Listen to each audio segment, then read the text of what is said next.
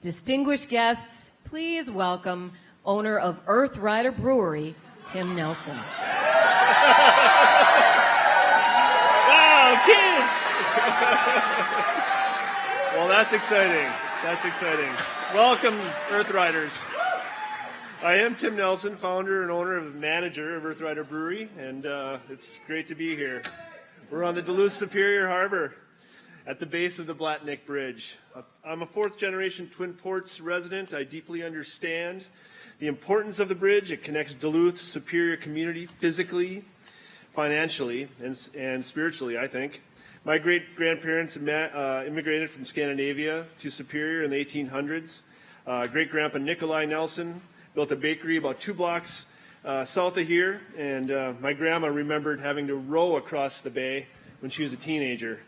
So I founded Earth Rider Brewery at the nexus of the Twin Ports in Superior, Wisconsin's North End neighborhood for a reason. Our brewing draws inspiration from Lake Superior and the people working on the ships, trains, trucks, and grain elevators right in our backyard.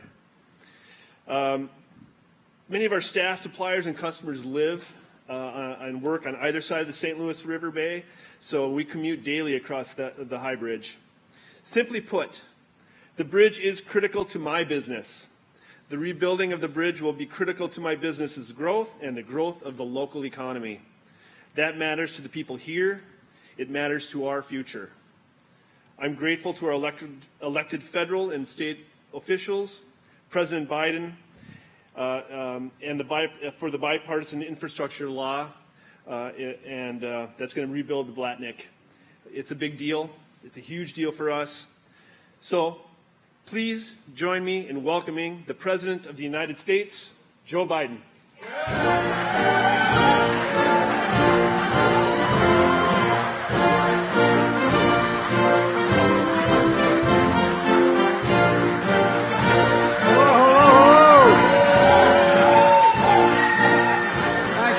Thank you. You have a seat, take it. Hello, Wisconsin. From across the bay, hello, Minnesota. Tim, thank you for the introduction. I got to meet his twins and his wife, and no wonder he's here. I tell you what, they're going to keep him here.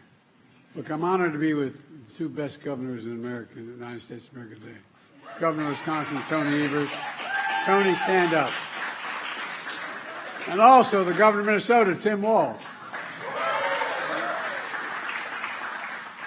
And thanks to the outstanding senators, Tammy Baldwin of Wisconsin, Tammy's the one, and Amy Klobuchar and Tina Smith from the state of Minnesota. If I have all 3 of them on my side, I don't worry about anything. And 2 great mayors, Mayor Payne of Superior, Wisconsin, and Mayor Reiner of Duluth, Minnesota. Stand up, guys.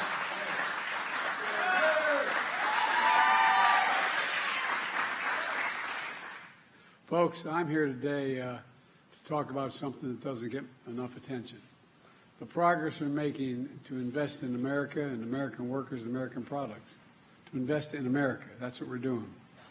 Bringing work, opportunity, and hope to the people and communities all across this country. Just last week, we saw the biggest jump in 30 years in how positive consumers are feeling about the economy. Things are finally beginning to sink in. We passed a lot of really good legislation. We knew it was going to take time for it to begin to take hold, but it's taken hold now and turning the economy around. We also just learned that America filed 16 million new business applications since I became president. That's a record. That's a record. And the reason I mention it, when someone files for new business, it's an example of hope, something they believe in. They believe that they can get something done, and a consequence. You know, and Tim's business right here is that act of hope as well, started a while ago. And just today we learned the economy of the United States grew by 3.1% last year. I don't want to bore you with all the detail, but, you know, the experts from the time I got elected were insisting that a recession was just around the corner. Every month there was going to be a recession. Well, you know, we've got really strong growth. Listening to this, here's this morning's headlines from the Wall Street Journal and other papers. Quote, U.S. shatters expectations. Second headline, the U.S. economy boomed in 2023. Third, U.S. economy grew at a shocking pace. I love that shocking pace, Pete. But my favorites from the Wall Street Journal. Quote, what recession? Growth ended accelerating in 2023. Folks, look. And by the way, the economic growth is stronger than we had during the Trump administration. My predecessor recently said he was actually hoping for the economy to crash. His quote, hoping for the economy to crash. Can you believe it? Well, he said he's hoping because he hopes it happens soon while I'm still president. That's what he's hoping for. Well, thanks to the American people, America now has the strongest growth, the lowest inflation rate of any major economy in the world. It's because of you. We obviously have more work to do, but we're making real progress, building an economy from the middle out and the bottom up and not the top down. I was raised in a household where we had 3 bedrooms. It was a nice home, 3-bedroom split-level home and a new development of 40 homes in suburbia with four kids and a grandpa living with us. And but that trickle-down economics didn't trickle down much on my dad's kitchen table. Because when we work from the middle out and the bottom up, the poor have a shot, the middle class does really well, and the wealthy still do well. But everybody gets a shot. We all do well. You know, as the Secretary of Treasury, Janet Yellen, just said today, and I quote, the story of the middle class is not separate from the state of the economy. It's at the heart of it. You know what I'm saying? I mean, workers across industries and occupations, from firefighters to nurses to factory workers. That's the middle class. At least that's where I come from. That's what it's all about. So I'm here to announce more progress that shows that we can get big things done in America. We start believing in ourselves again. We start investing in America again. Folks, look, our infrastructure used to be the best in the world, rated the best in the world. But over a period of time, we stopped investing in America. We stopped it. We stopped investing in ourselves. And we slipped. We're now ranked the 13th best infrastructure in the world. The United States of America, number 13 in the world. How in God's name can we have the strongest economy in the world if we don't have the strongest and best infrastructure in the world? It's not possible. So we're determined to turn that around. We were determined to turn that around in a big way.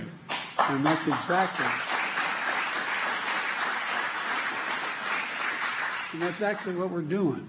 2 years ago, I came to Wisconsin, this is almost this very spot, to talk about the historic bipartisan infrastructure law that I signed with the support of your elected officials. The most sweeping investment to rebuild America in American history. We've already invested $6.1 billion in Wisconsin so far. $5.7 billion in Minnesota. 2 years later, I came back to the Black Duke Bridge. I was here 2 years ago. The last time I was here, I came with Tammy, and we're now back this time because we knew this bridge needed a lot of work. Tammy didn't let me forget that either. You know, that bridge opened in 1961, and it connects Minnesota, Wisconsin, you know better than anyone in the world, and over the Lewis Bay. It's a vital link of our nation's economy. Every year, 950,000 trucks use the bridge to carry 3.4 billion tons of goods all the way across America and into Canada.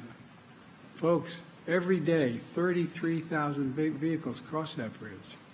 The flow of people is so critical to small businesses that rely on it to get customers, employers, goods through the businesses. It's critical. And local businesses like this brewery at the base of the bridge, think what Tim just told us. Tim's family's been here for 4 generations. His great-grandparents moved here from Scandinavia to build a bakery just 4 blocks from here. And as Tim just said, the bridge is critical to his business, his workers, his customers, to the entire local economy. And it's like that in other parts of the country as well. This bridge is also critical to the largest port on the Great Lakes, serving critical industries like forestry, agriculture, clean energy, supporting so many communities. I mean, it really is consequential. But you also know this bridge is in badly corroded condition It's unsafe for trucks to carry oversized, overweight loads, causing drivers lengthy detours, increasing costs and delays. It's outdated in design. Tight curves have led to higher than average car accident rates, traffic congestion. For decades, people talked about replacing this bridge, but it never got done until today. Until today. I mean it. I'm proud to announce $1 billion from the Bipartisan Infrastructure Law will be used to build this new bridge. A new bridge will increase capacity for large trucks and oversized loads. A new bridge with a modern design, wider shoulders, smoother on and off ramp. A new bridge with a shared path for pedestrians and cyclists. And I want to credit your governors, and I mean it sincerely, and your state legislatures for coming up with the matching money to invest in this bridge.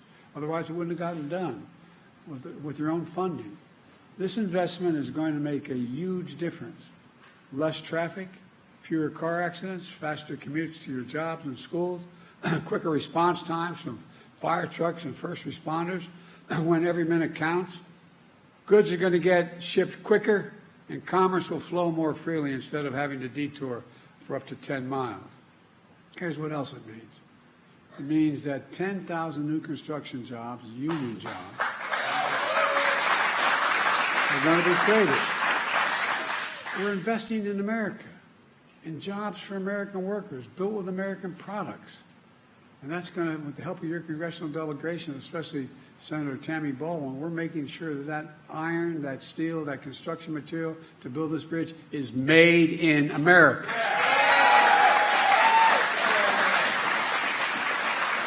This funding is part of a larger $5 billion investment led by the Department of Transportation for 37 major projects across America, including bridges, highways, ports, airports.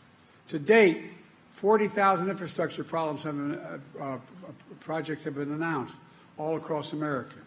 And with the support of these great governors and congressional delegation, we're doing other big things. For example, we're making sure every American, including all of you here, have access to affordable high-speed internet. I want to thank Amy for her leadership in this issue. She's been relentless. High-speed internet is essential to today's economy. It's as essential electricity was when Franklin Roosevelt was president. Not a joke. That's why nearly a century ago, Franklin Roosevelt signed the Rural Electrification Act. I know this sounds like it doesn't matter, but it matters a great deal. He signed it to bring electricity to nearly every home and farm in America because it became essential, an essential part of the economic growth of the country, an essential way to access to modern life. And so is high-speed internet today. In Wisconsin and Minnesota, we're investing $2.5 billion, $2.5 billion in high-speed internet. And we're going to save more than 600,000 families in these two states up to $30 a month in their internet bills. The household I came from, that matters. Those $30 at the end of the month bills will add up when you're living on a fixed salary. We're also investing $1.1 billion in your state to provide clean water and replace poisonous lead pipes. Every lead pipe's going to be taken out. You turn on your faucet and drink clean water without getting sick. You know, a recent study shows that reducing lead exposure for children has the same effect on a student's test scores as reducing the size of a class they're in from 22 to 15. 1/10 the cost it is. It matters. It affects the ability of the brain to function. That's why we're going to eliminate every single lead pipe in America, and I promise you that. We got the money to do it now. And that's on top of another $1 billion to clean up the Great Lakes, which provide drinking water for 20 million people. 20 million people. And by the way, it used to make the beer brewed here. It is used to make the brew beer here in this refinery. Oh, Earth Rider, thanks for the Great Lakes. I wonder why it's coming. What we're doing in Wisconsin and Minnesota is just one piece of a much bigger story. Look, 14 million new jobs since I became president. 169 new jobs in Wisconsin, 200,000 in Minnesota, nearly 800,000 new manufacturing jobs nationwide, good-paying jobs. And employment has been the lowest, been below 4% for the longest stretch in 50 years. And it's even lower in Wisconsin and Minnesota, where it stands at 3.3 and 2.9% respectively. That's our economic plan. Invest in America, invest in American products, build in America. That's what we call Bidenomics. My professor, well, I won't get into my professor. But look, my predecessor, though, he chose a different course. Trickle-down economics. Cut taxes for the very wealthy and big corporations, increasing the deficit significantly. That's exactly what happened. That's exactly what happened. And the fact is, well, I won't get into it, but I don't want to get going. He stripped good-paying jobs and shipped them overseas. Why? Cheaper labor. Rather than pay you a fair wage, ship it overseas. Lower wage costs, and then import the product, denying Americans jobs. He shrank public investment in infrastructure and education. And then the process, he hollowed out communities, closing factories, leaving too many Americans behind. Look, I grew up in neighborhoods, and many of you did, in regions where you had that factory that maybe only employed 600 people or 800 people, but it was a heartbeat of the community. And all of a sudden, one day, corporation owners decided it was cheaper to send that factory overseas because the labor was cheaper. So closed the factory, sent it overseas, imported the product from overseas, paid more money for it, and they didn't have to pay as much in labor. That's what happened. That's how we began to hollow out American labor, for real, not a joke. You know, anyway, he talked about infrastructure every week for 4 years. He's going to increase the infrastructure week. Well, we have infrastructure year. He didn't get, on my watch, instead of infrastructure week, America's having an infrastructure decade. Yeah. We're rebuilding factories and jobs are coming back to America. For example, you know, when we do that little computer chip that everybody needs for everything from your watch to your automobile, well, guess what? We invented them. We made them more sophisticated. We used to have 40% of the market, and all of a sudden we have nothing. You know that, and so guess what? I got in a plane and went to South Korea. My staff wondered what the hell I was doing. I talked to the leader of South Korea. I said, "You have a thing called Samsung. You make a lot of these computer chips. Come to America." Well, not only they, but a total of $50 billion is coming to America, building factories in America. In America.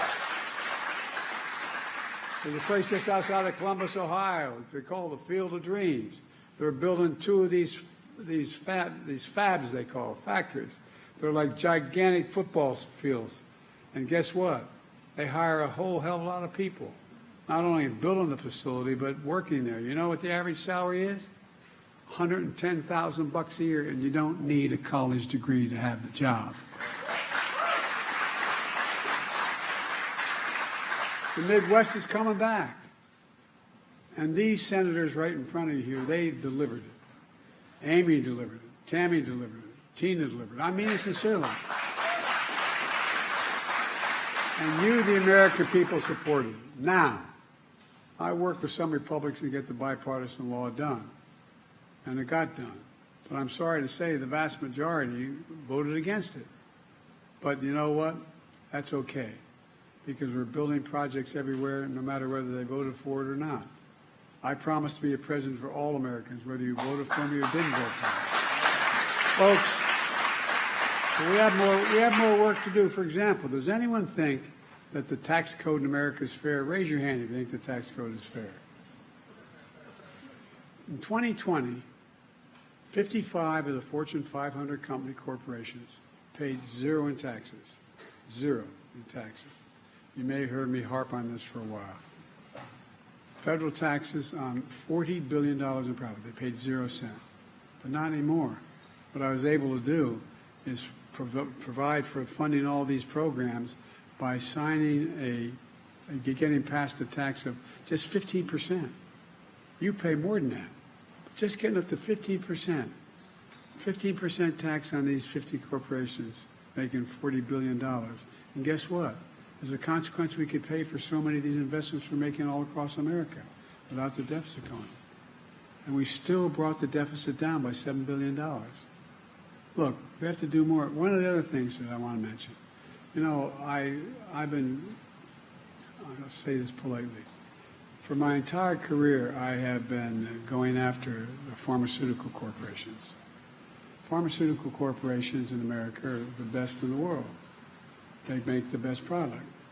But whatever prescription you may be taking now, if I take that prescription for you, I'm going to fly to Toronto, Canada, London, England, Brazil, anywhere in the world, I will get that prescription by the same company filled for anywhere from 1/3 to 1/2 the cost. We get charged more than any other country in the world. Not a joke. And you pay for it, not only in your prescription, but you pay for it because Medicare pays for a great deal of this. So I've been pushing to let Medicare negotiate and say what they do. Well, with the help of your Senate and Congress congressional delegation, I finally won. And guess what? Any of you, I'm not asking you to raise your hand, but you know anybody who has a problem with diabetes, needs insulin? Well, it used to be the average cost of that insulin shot a year on a monthly basis was closer to $400. Now they cannot charge more than $35. And by the way, they're still making 350% profit. It costs $10 to make it. $10 to make it. And the guy who invented it didn't even want a patent on it because he thought it should be available to everyone. I can take you down the list. And beginning in 2025, guess what else happens? Anybody, if you know, have parents or grandparents who are taking a cancer drug, they may be paying anywhere from $6,000 to $13,000 a month for that drug. They can't do it. And guess what? No senior is going to have to pay, no matter how many drugs they have to take, more than $2,000 a month, period. Period. And they're still going to make money. They're still going to make money. And folks, I was told that that's an awful thing to do, man. It's a terrible thing to do. Guess what? Not only is it saving the individual money, it means you as taxpayers are paying billions of dollars less per month because you don't have to spend that money on Medicaid. You don't have to spend that money on Medicaid because it's a fair price. We get look. We now have. We used to, before the recession, before the pandemic, we had about 700 billionaires in America. There are 1,000 billionaires now. You know what their average tax rate is? 8%. Raise your hand if you want to trade your tax rate now for 8%. No, I'm not joking. I'm being deadly earnest. It sounds like I'm making this up. 8% what they pay. That's why I proposed a billionaire minimum tax of 25%. That's not even top rate.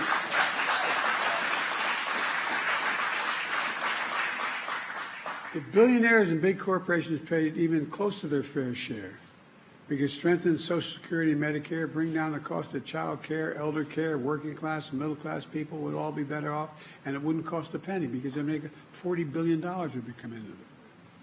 And it's not, it's just basic fairness. You know, it's the right thing to do, and we can get this done. And I'll be damned, in the last year of this administration, I'm going to get it done. Yeah. Let me close with this. I'm going on too long. I apologize. I get a little tied up here. This bridge is important, but the story we're writing is much bigger than that. When you see the shovels in the ground and cranes in the sky and people hard at work in these projects, I hope you feel a renewed sense of pride. Pride in your community. Pride in what we can do. Pride in America. Pride knowing we can get big things done still together in America. We're the only country in the world that's come out of every crisis we've gotten into stronger than we went in. Not a joke. The only country in the world. For God's sake, this is the United States of America. The United States of America. And the real heroes in this whole story, the American people are starting to speak up.